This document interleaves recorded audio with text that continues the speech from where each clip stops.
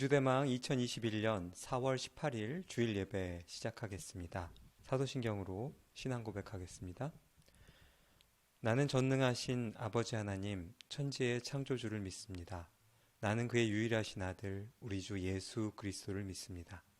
그는 성령으로 잉태되어 동정녀 마리아에게 나시고 본디오 빌라도에게 고난을 받아 십자가에 못 박혀 죽으시고 장사된 지 사흘 만에 죽은 자 가운데서 다시 살아나셨으며 하늘에 오르시어 전능하신 아버지 하나님 우편에 앉아 계시다가 거기로부터 살아있는 자와 죽은 자를 심판하러 오십니다. 나는 성령을 믿으며 거룩한 공교회와 성도의 교제와 죄를 용서받는 것과 몸의 부활과 영생을 믿습니다. 아멘. 오늘 말씀 보겠습니다. 오늘 말씀은 누가복음 4장 14절에서 21절 말씀입니다. 오늘 제목은 레미제라블이라는 제목으로 함께 말씀 나누도록 하겠습니다. 말씀 읽습니다.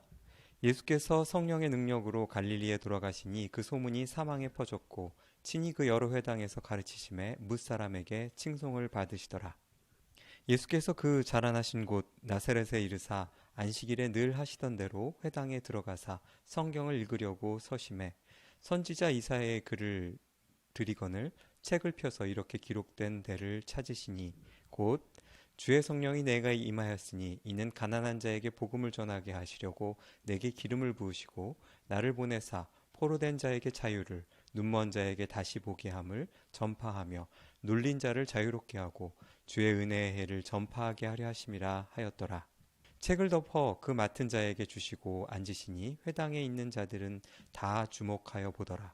이에 예수께서 그들에게 말씀하시되 이 글이 오늘 너희 귀에 응하였느니라 하시니. 아멘. 네, 오늘부터 본격적으로 누가복음을 하나님 나라의 관점으로 함께 나누어 보는 시간을 갖도록 하겠습니다. 그동안 우리는 누가복음의 배경 상황들과 그것을 예수님의 말씀을 들었던 사람들이 어떠한 상황에 처했는지에 대해서 함께 나누었었습니다. 여러 부류가 있었고 그것을 나누시고 그들을 정체성을 드러내시기 위해 오셨었다고 말씀을 드렸는데요. 그렇다면 진짜 예수님께서 누구를 위해서 오셨는지에 대해서 오늘 함께 말씀을 나누겠습니다. 하나님께서는 그분의 나라를 세우시고 그 백성들을 모으시길 원하셨고 자신의 아들이신 예수님을 이 땅에 보내셨죠. 예수님의 탄생이 바로 하나님의 반격의 서막이었다고 말씀을 드렸었습니다. 예수님께서는 본인이 이 세상에 오신 목적을 분명하게 아셨고 하나님의 계획대로 한 걸음씩 움직이시는 모습으로 누가복음은 우리에게 전하고 있습니다. 우리가 알다시피 누가는 의사로 알려져 있습니다. 학자들은 그가 로마인 가문에서 일하다 자유를 얻은 헬라인이었다고 주장하기도 합니다. 그는 사도 바울과 함께 전도 여행을 다닌 동반자로 우리는 알고 있죠. 그는 바울의 1, 2차 로마 투옥 때 바울 곁을 지켰으며 유대계 헬라인인지 혹은 아예 이방인인지도 성경에 분명하지는 않습니다. 누가복음의 저작 연도를 AD 58년에서 63년 정도로 보기 때문에 아마 누가복음의 이야기는 그가 직접 관찰한 내용이 아니라 예수님에 대한 목격자들의 증언과 기록에 의존하여 누가복음을 썼을 것이라고 추측하는 게 합당해 보입니다. 만약 누가가 이방인이라면 아마 성경의 저자 중 유일한 이방인 저자일 것입니다. 사도행전 서론에 보면 누가복음과 사도행전이 이방인을 위해 쓰여진 책이라고 알고 얘기하고 있습니다. 사도행전 1장 19절에 보면 이 일이 예루살렘에 사는 모든 사람에게 알려져 그들의 말로는 그 밭을 아겔다마라 하니 이는 피밭이라는 뜻이라 라고 얘기하고 있습니다. 이게 무슨 뜻이냐면 제가 이 본문을 가져온 이유가 뭐냐면 그들의 말로라고 얘기를 해요. 이 얘기는 이 독자와 서술자인 누가가 히브리어가 자기의 본국어가 아니라는 얘기죠. 1장 19절에 보면 나온 내용대로 그는 아마 이방인이었을 확률이 상당히 높아 보입니다. 즉 이방인들을 위한 사도로 세움받은 바울과 함께 사역하며 보고 듣고 배운 것을 집대성하여 쓴 책이 누가복음과 사도행전이라는 얘기겠죠. 그렇게 볼 때 누가복음의 저자의 목적은 급격하게 증가하고 있는 이방인 신자들을 위해, 그리고 그들의 전도 대상이었던 이방인들에게 예수란 존재가 누구이신지에 대해서 이해시키기 위해서 누가복음이 쓰여졌다라고 보면 정확할 것 같습니다. 지금 여러분한테 보여드리는 표는 누가복음의 전체적인 구조입니다. 크게 메시아라는 주제를 가지고 구분한 내용인데요. 1장 1절에서 4장 13절까지 메시아의 탄생에 대해서 다루고 있고, 4장 14절에서 9장 50절까지는 갈릴리 사역을 다루고 있는데, 그곳에서 예수님은 메시아로 인정을 받으시는 부분이 나옵니다. 그리고 9장 51절에서 19장 33절까지는 로드 투 예루살렘, 예루살렘으로 가는 길에서 일어난 일들, 메시아로서 예수님의 사역에 대해서 다루고 있고, 19장 34절에서 마지막 24장 53절까지는 메시아로 사역하신 일, 그리고 메시아로 드러내시고 메시아로서 십자가에 지신 이 모든 것들이 순환이 담겨져 있죠. 여러분 그동안 우리 누가복음 읽으셨기 때문에 다 기억이 나실 거라고 생각이 듭니다. 그동안 누가복음 설교를 통해 저는 메시아의 탄생과 배경에 대해서 나누었습니다. 이제 갈릴리 사역을 통해 하나님 나라의 메시아로서 소개된 예수님에 대해서 좀 상세히 살펴보도록 하겠습니다. 누가는 누가복음에서 4장 14절에서 9장 50절까지 예수님이 왜 메시아이신가에 대한 증거를 체계적으로 제시하고 있습니다. 즉 누가는 자신의 주 독자인 이방인들에게 예수님이 메시아이시며 그가 유대인들만을 위한 구원자가 아니라 온 세계 열방 모든 사람들의 구원자임을 설명하고 있다고 보시면 됩니다. 그렇게 볼 때 1장에서 4장 13절까지 예수님의 탄생에 대한 이야기는 마치 현지에서 목격자들을 통해 직접 들은 것처럼 생생하게 기록되어 있다는 것을 깨닫게 됩니다. 당시 유대인들의 메시아에 대한 믿음을 생각해 보면 우리가 알고 있는 예수님과는 많이 다르다는 것을 알게 됩니다. 시편, 선지서 등에 수없이 고대하고 기다려온 유대인들의 메시아는 모든 위협과 고난을 극복하고 이스라엘을 구원하여 다시 다윗의 나라를 세울 존재였던 거죠. 이런 메시아라면 다른 나라, 다른 민족의, 즉 이 책의 독자들인 이방인들과는 별로 상관이 없는 존재여야 되지 맞습니다. 그래서 누가복음에서 예수님께서 처음으로 행하신 나사렛 설교가 매우 중요하다고 저는 생각합니다.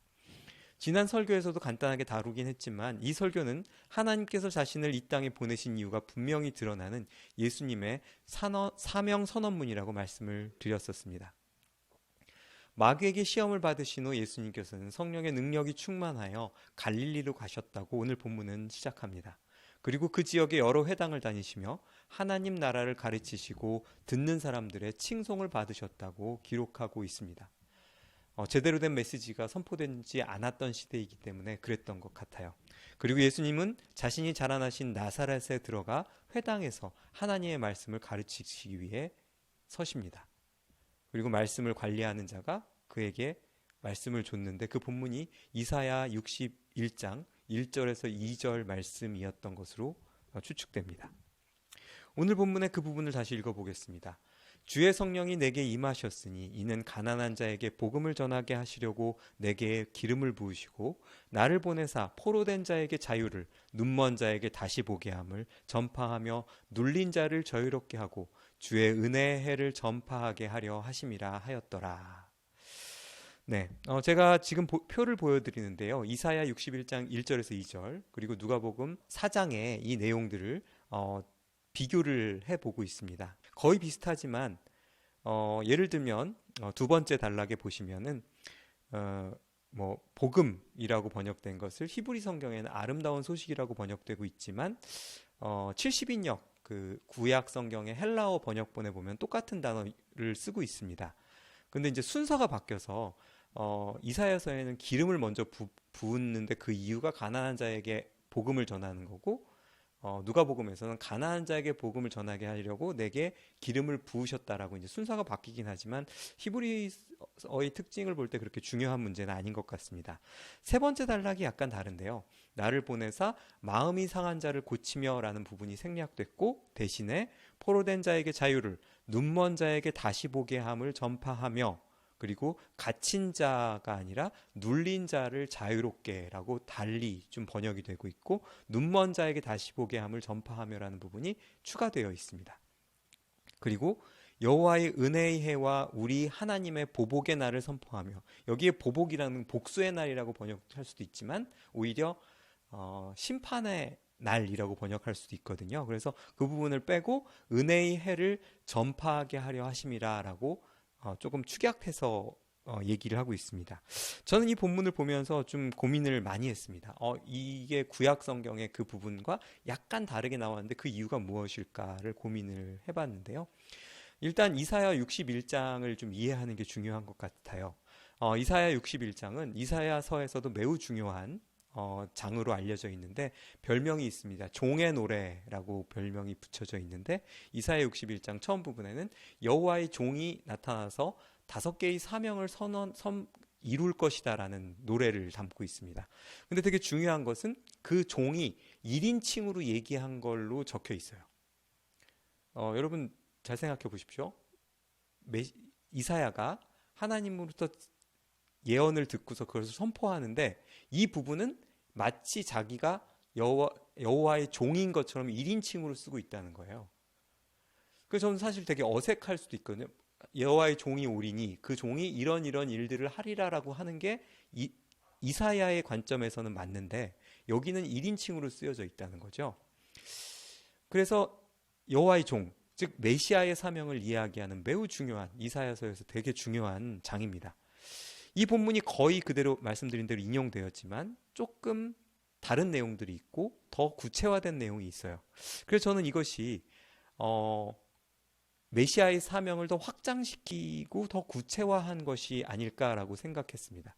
그렇게 봤을 때 왕으로 오신 예수님이 왕의 권한으로 고난받는 다양한 사람들을 사면하는 것으로, 사명권을 행사하는 것으로 해석할 수 있습니다. 조선시대의 왕들이 필요할 때 권도를 발행했던 것처럼 왕의 권한으로 고통받는 이들을, 법으로는 죄인이지만 그를 풀어주는 그런, 우리 대통령이 새로 당선되고 그러면 사면권을 행사하잖아요. 그런 것처럼 새로 왕이 와갖고 그 전 9세대에서 죄인이었던 사람들을 사면해 주는 것 같은 그런 모습으로, 그것이 더 확장된 모습으로 보여줄 수 있겠다라고 해석을 해봤습니다. 이 본문을 읽자 회당에 있던 사람들은 모두 예수님께서 무슨 말을 하실지 궁금해하며 주의를 기울이고 있었다라고 본문은 얘기합니다. 즉 이거를 딱 읽고 나니까 사람들이 다 예수님을 보고 뭐라고 얘기하실까라고 생각하고 있었다는 거죠. 그 갈릴리 지역을 다니시면서 설교하셨던 내용이 설교가 엄청 좋았다, 은혜로웠다, 이런 소문이 아마 퍼지지 않았나라는 생각이 들어요. 그리고 예수님께서는 주위의 시선을 확인하셨겠죠. 그리고 이렇게 얘기하십니다. 오늘 이 성경 말씀이 너희가 듣는 가운데 이루어졌다. 원어 그대로 성경을 해석하면 오늘 이 말씀이 너희 귀에 듣는 대로 이루어졌다라는 뜻으로 해석을 할 수 있는데요. 중요한 것은 이루어졌다, 성취되었다라고 하는 이 단어가 완료 수동 직설법으로 헬라어로 쓰여져 있습니다. 이 얘기는 무슨 얘기입니까? 이 모든 일들이 이루어질 것이다? 아니죠? 이루어졌다라는 완료형이라는 겁니다. 자, 여러분, 이 문장은 너무나도 충격적인 말이었을 것입니다. 그 당시에 듣는 사람들에게 말이죠. 여러분, 제가 예전에 설명드렸지만 오늘 본문을 2개의 레이어로 이해하셔야 됩니다. 첫 번째는 예수님과 예수님의 말을 듣는 독자들, 그리고 누가와 누가 복음을 읽는 독자들로 이 시대가 구분이 되고 있다는 것 같이 이해를 해주셔야 됩니다. 그러니까 예수님 당시에 이 문장은 너무나도 충격적인 말이죠. 당시 이스라엘 상황은 다시 설명 안 드려도 되겠죠. 제가 3주에 걸쳐서 설명을 드렸죠. 민중들은 로마와 헤롯 왕가와 종교 권력에 착취당하고 가난했고 의지할 대상이 없었던 시기였습니다. 하지만 예수님은 확고하게 여호와의 종으로서, 메시아로서 내가 오늘 이곳에 왔으니 이 사명은 이루어졌다라고 선포하신다는 거예요. 그리고 그 사명의 핵심은 첫 번째 문장, 주의 성령이 내게 임하셨으니 이는 가난한 자에게 복음을 전하게 하려고 내게 기름을 부으셨으니 라고 저는 생각합니다. 첫 번째 문장은 뒤의 문장을 간단하게 요약한 것으로 메시아의 사명을 한 문장으로 정리한 것입니다. 그게 무엇입니까? 가난한 자에게 복음을 전하려 왔다라는 거죠. 여러분 나중에 제가 평지 설교를 다룰 때 더 자세히 다루겠지만 이 가난한 자라는 단어는 누가복음에서 매우 매우 중요한 단어입니다. 여러분 가난한 자는 누구입니까? 헬라어로 제가 지금 보여드리는데 프토스라고 읽는데요. 헬라어 사전에서 찾은 단어를 한글로 번역을 해봤습니다. 다른 이의 도움에 의존하는, 다른 이의 도움이 없으면 살아갈 수가 없는 존재.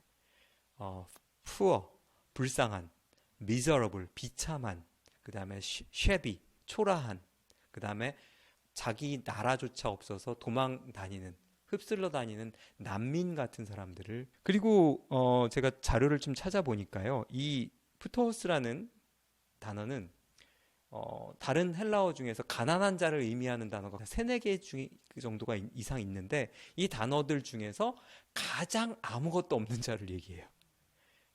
그러니까 최고 불쌍한 사람, 최고 가난한 사람, 진짜 찢어지게 아무것도 없는 사람을 의미합니다. 제일 아무것도 가지지도 못하고 능력도 없고 힘도 없고 의지할 때조차 없는 사람을 얘기하는 거죠. 제가 이 단어의 용례를 확인하기 위해서 가장 이 단어가 많이 사용된 시편에서 그 단어의 의미를 좀 분석해 봤습니다. 그랬더니 이렇게 17개가 나오는데 그 중에서 반복적인 내용을 빼고 이렇게 4개를 가져왔습니다.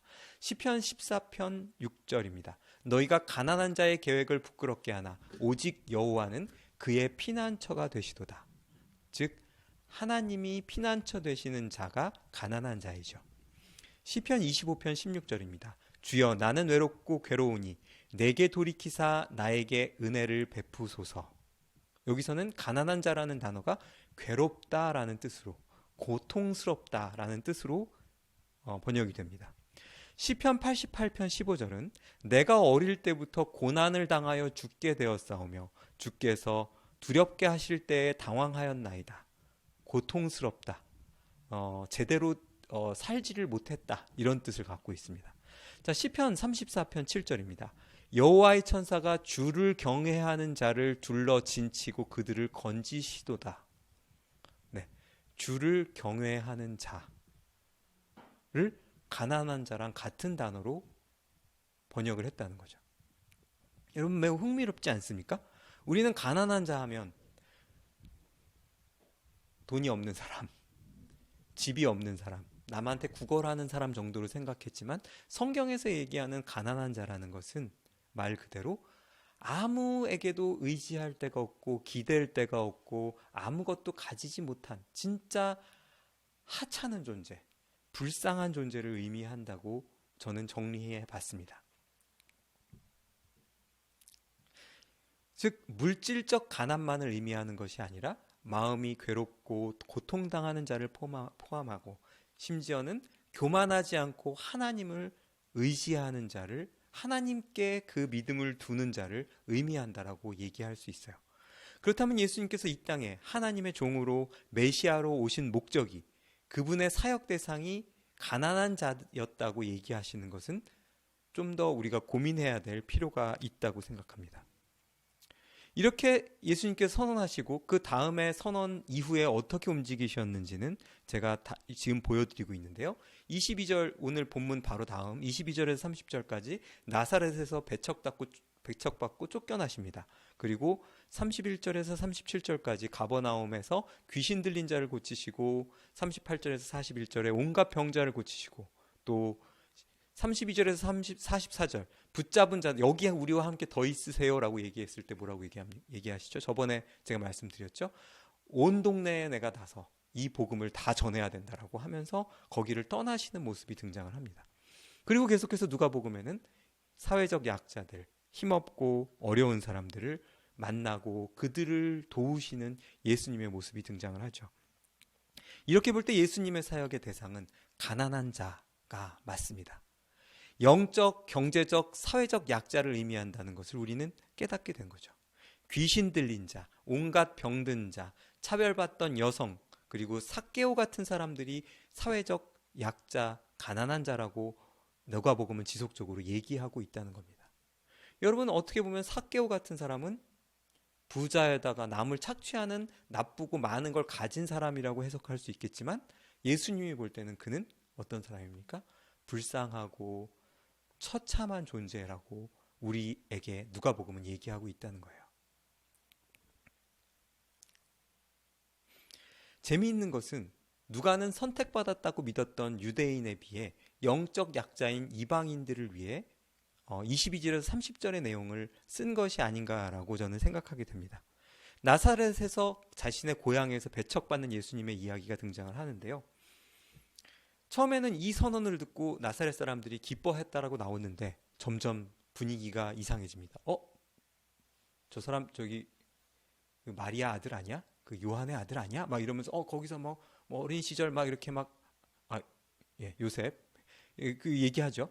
그러면서 점점 분위기가 험악해집니다. 이상해집니다. 그러니까 예수님께서 선지자들 중에서 고향에서 환대받은 사람이 없다라고 얘기하시면서 엘리야가 가뭄을 선포하고 이스라엘의 수많은 과부들을 놔두고 그들에게 은혜를 베푸지 않고 외국인 시돈 땅에 사렙다 과부에게 갔었다는 것을 얘기를 합니다. 그리고 그의 제자 엘리사가 이스라엘의 수많은 나병 환자를 놔두고 시리아의 나병 환자를 고친 이야기를 하시죠. 이 이야기는 무엇인지 의미심장하죠. 즉 누가복음에 합당한 가난한 자가 누구냐라는 질문에 누가는 누구라고 얘기하는 겁니까? 이렇게 이 말씀을 읽고 있는 여러분들이 가난한 자입니다 라고 얘기하고 있는 거라는 거죠. 그저 물질적으로 가난한 것이 아니라 자기가 해답을 가질 수 없는 자가 가난한 자라는 거죠. 당시 유대인들은 자신이 유대인이기 때문에 유대인으로 태어났기 때문에 메시아가 오시기만 하면 자신은 구원받을 것이라고 확신을 가지고 있었습니다. 하지만 예수님께서는 그게 아니라 오직 하나님의 은혜로 구원받을 수 있는 것은 바로 구원을 갈망하는 자, 하나님 아니면 의지할 사람이 없는 자, 예수님 아니면 불행해서 살아갈 수 있는 힘이 없는 사람들을 가난한 자로 보시고 그들을 위해서 자신이 오셨다라고 얘기하고 계신다는 거죠. 여러분, 저는 오늘 제목을 레미제라블이라고 지어봤습니다.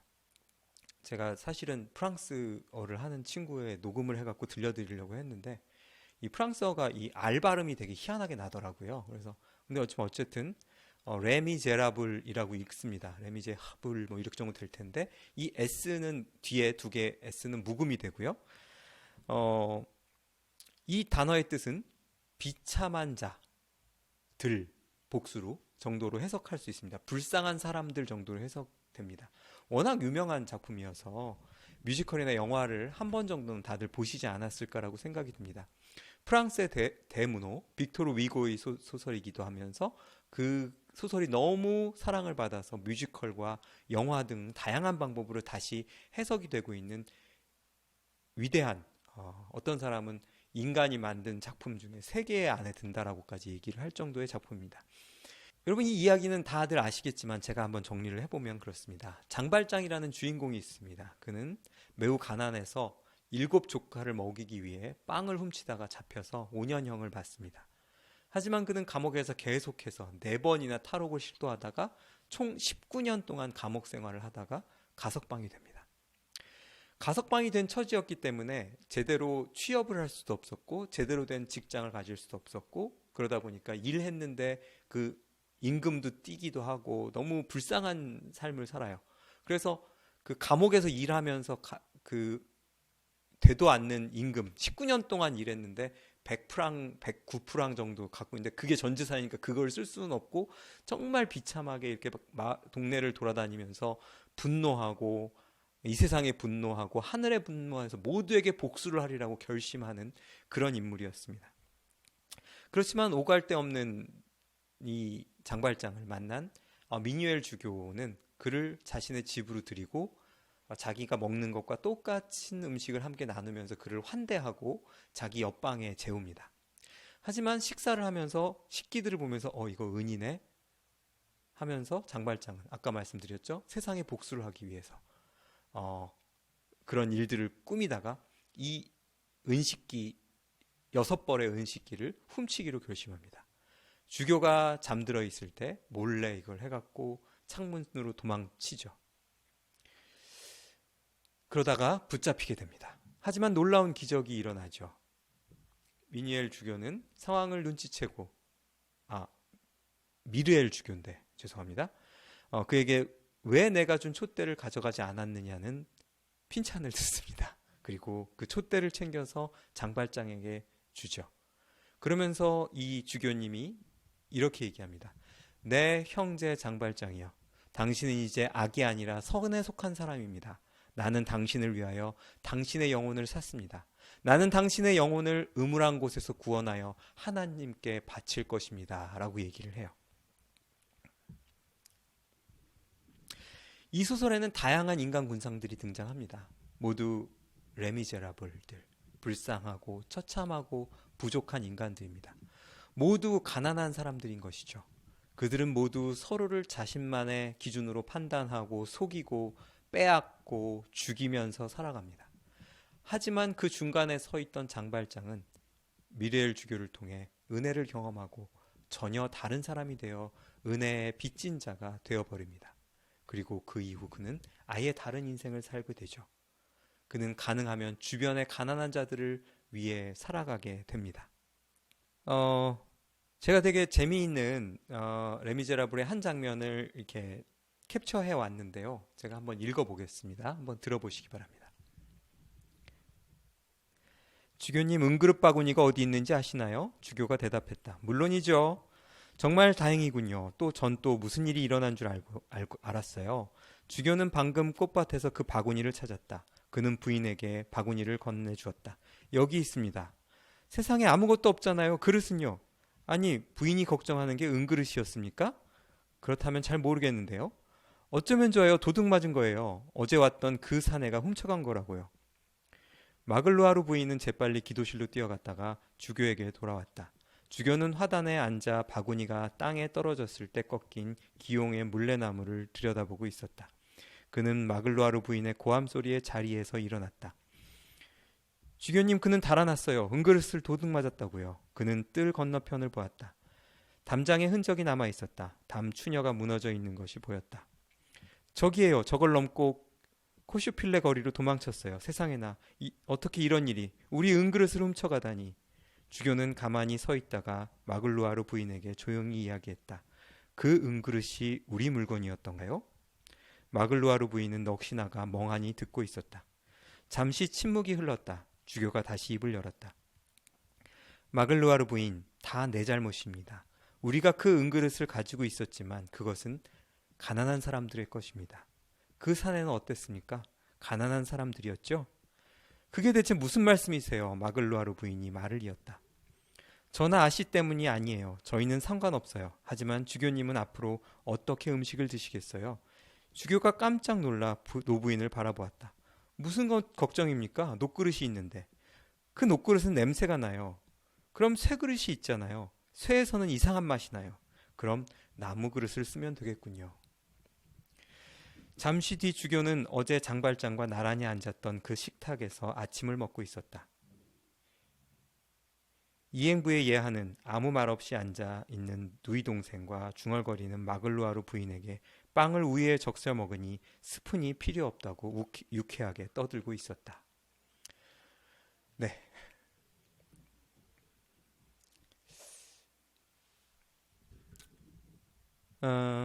말씀을 정리해 보겠습니다. 저는 예수님께서 가난한 자들을 위해서 오셨다라고 얘기했을 때 그동안 저는 그 가난한 자들 가운데 속하지 않았던 것으로 생각했어요. 근데 하나님이 필요한 자들, 구원받아야 할 자들인 모두 가난한 자들이라고, 즉 불쌍한 존재들, 하나님의 도움 없이는 살아갈 수조차 없는 사람들 모두를 얘기한다는 걸 깨닫게 되었습니다. 아마 누가의 독자들은 이 이야기를 읽으면서 얼마나 눈물을 글썽이고 읽었을까라는 것을 상상하게 되었습니다. 아, 그 예수님이 이 불쌍한 나를 위해서 오신 것이구나 라는 깨달음을 얻지 않았을까라는 생각이 듭니다. 거기에 더해서 예수님은 우리를 제자 삼으시고 우리 또한 가난한 자를 위해서 살아가라고 이렇게 초대하고 계신다는 것을 깨닫게 되었습니다. 레미제라블이라는 책이 소설이 영화가 되고 뮤지컬로 매일매일 공연이 되고 수많은 사람들이, 1,000만 이상의 사람들이, 몇천만의 사람들이 아직도 레미제라블을 좋아하는 이유는 자기가 불쌍한 자로, 누군가가 자기를 불쌍한 사람으로 대우해주고 불쌍히 여겨주고 사랑해줄 그 사랑을 그리워하기 때문이 아닐까라는 생각이 들었습니다.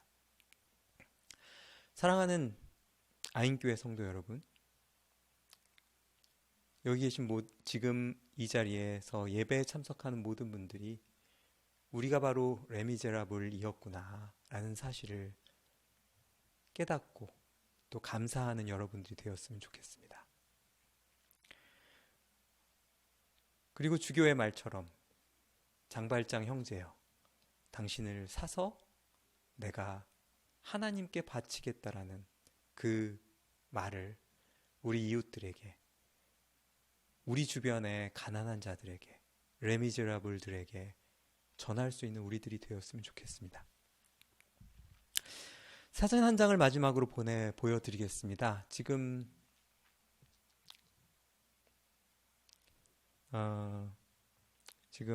세계, 우리 주변의 나라 중에 하나가 지금 많이 아프죠.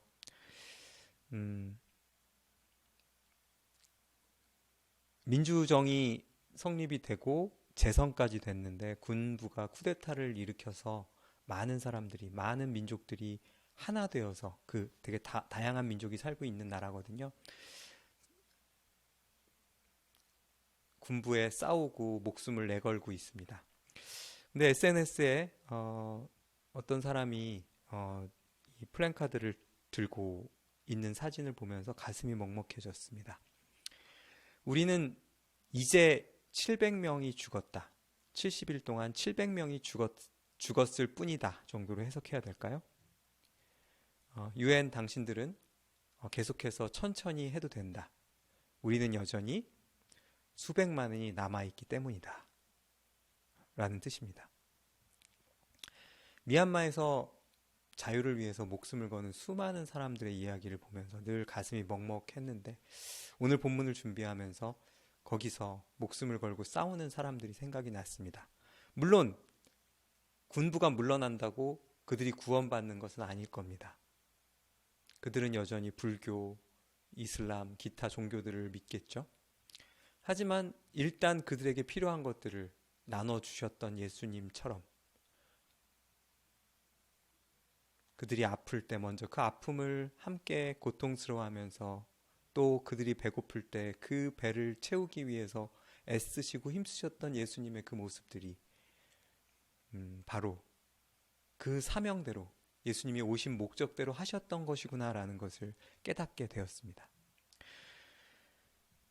한때 한국교회는 구원시키는 사명이 제일 중요한 사명이라고 외쳤습니다. 맞습니다.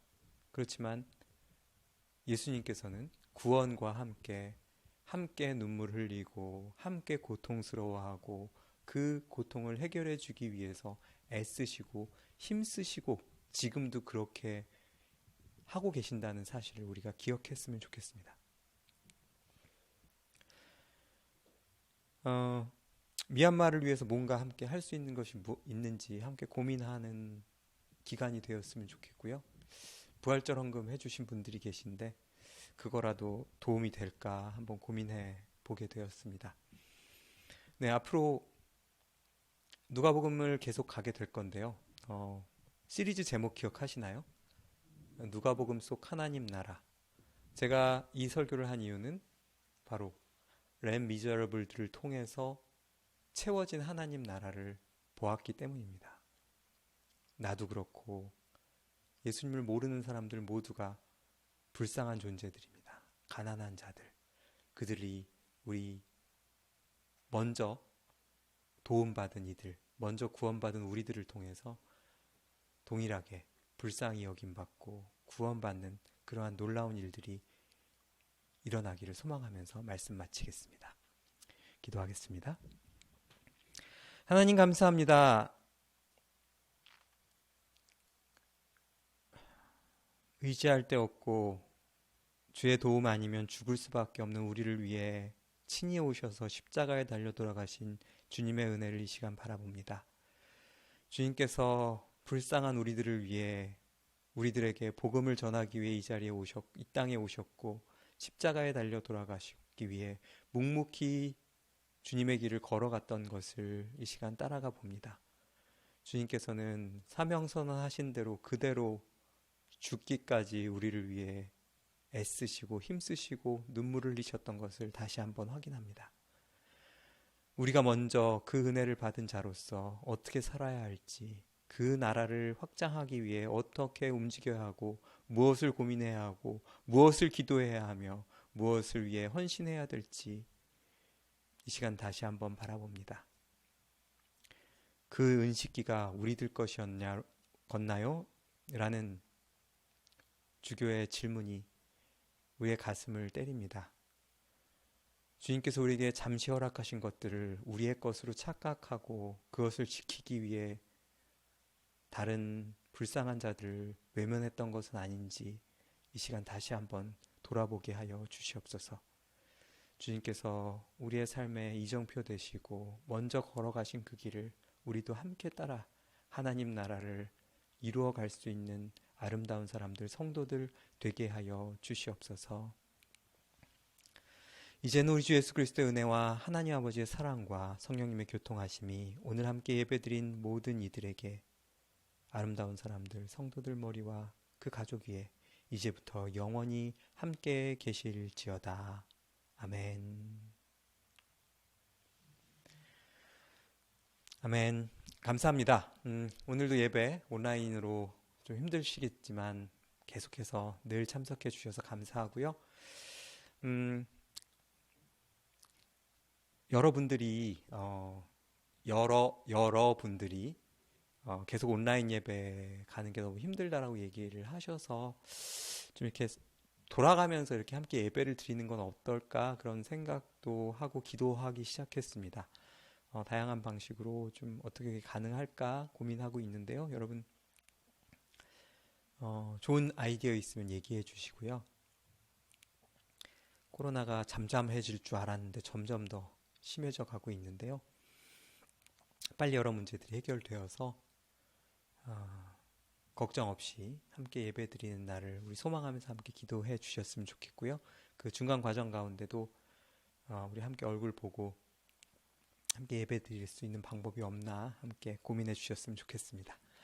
네, 오늘 예배 함께 해주셔서 감사하고요. 다음 주에까지 주님과 동행하시는 여러분 되기를 축복합니다. 감사합니다.